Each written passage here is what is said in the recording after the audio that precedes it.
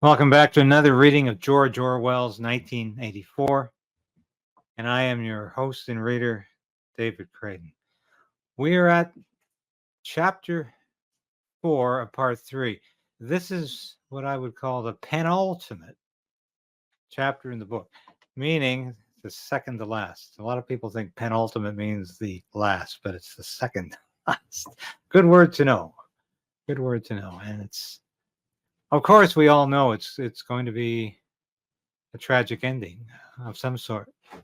It can be nothing but it is interesting to see the transformation, the integral and incremental transformation of Winston Smith under the ceaseless interrogation of O'Brien, followed by the ceaseless chronic torture that he endured at the hands of thugs and prison guards in the cells.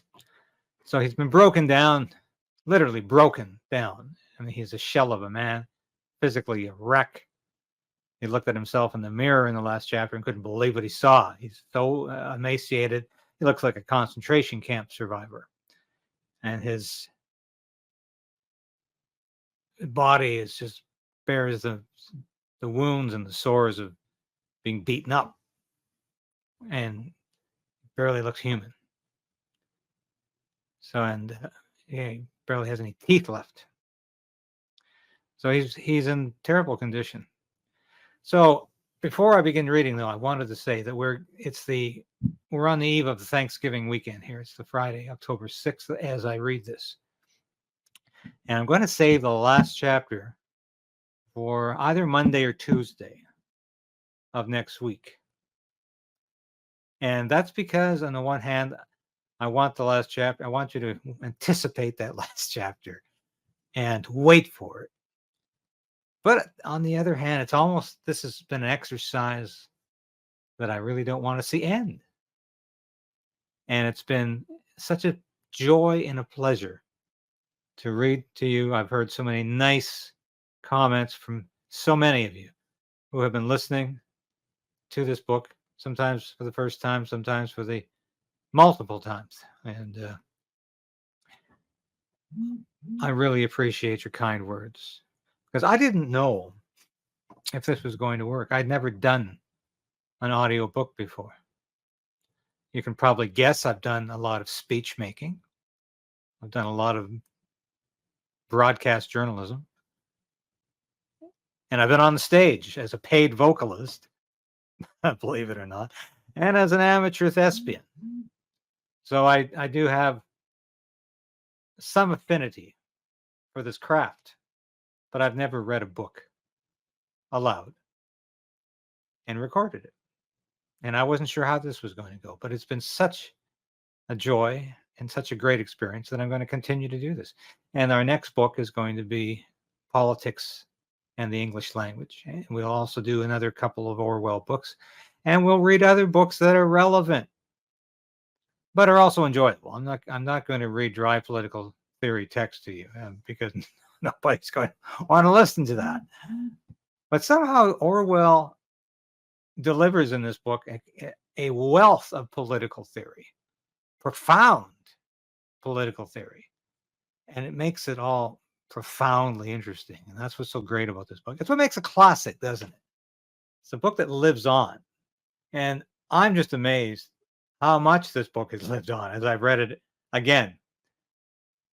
It has saying things to me about our society today that were surely in that book when I first read it in university, but I didn't see them the way I see them now, because those things weren't happening yet in our society.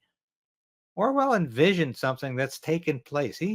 What do you want us to say? It's prophetic or prescient, or he just had a good sense of history, where it was moving to, or whether you want to say the book was inspired. I don't know.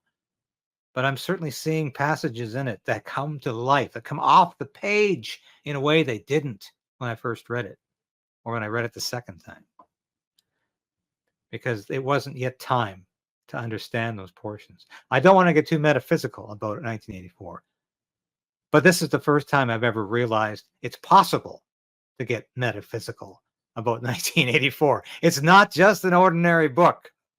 I don't know if Orwell realized what he had produced, and unfortunately, he never lived to see the results of that. I'll talk about that more in our final chapter in the introduction, and you're also going to see a little bit more about Orwell, the man who he actually was, and his last message, his message to the world about 1984. It was not a pessimistic one, and you'll find out what that was. I'm also going to be offering a special deal for those of you who are interested, and I'll have it involves getting the whole book together, and I'll explain the details of that when we get back together next week. So I want to wish everybody a happy Thanksgiving weekend, and let us proceed with part 3, chapter 4. And I hope you're enjoying this. I always say this. I know you are. I hope you're enjoying this as much as I am, because this has been a profoundly transcendental experience. It really has. I didn't expect that from this book as much as I have received from it. So without further ado, let us read. Hi, this is David Krayden from Krayden's Right and Stand on Guard. Join the resistance. Resolve to resist. Become a member of this station. I've been practicing journalism in one form or another for over 30 years. I've worked in print, radio, and television for a lot of prestigious publications and media outlets. I was an Armed Forces Public Affairs officer. I worked in Parliament Hill. I know how Ottawa works, and I know how corrupt federal government can be. But you can play a part in opposing Justin Trudeau's government and Justin Trudeau's plans for Canada. You can become a part of the Krayden's Right resistance. Now, I urge you today, please support this station in any way you can. Ring that bell, subscribe, because that ensures you're at least going to continue to be able to watch these episodes. You'll beat the algorithm. But more importantly, I need your financial support. I hate to ask, but that's what I'm doing. I made a decision to pursue independent media because I believed it was the best possible route for me to take as a journalist and as a concerned citizen of Canada. So you can become a part of that. And at only $5, you can become a part of that on YouTube, on Substack, and with Buy Me a Coffee, a one-time donation. But I need your support. And from the bottom of my heart, I thank you. If you've already done that, if you're already supporting the station, thank you. But if you haven't,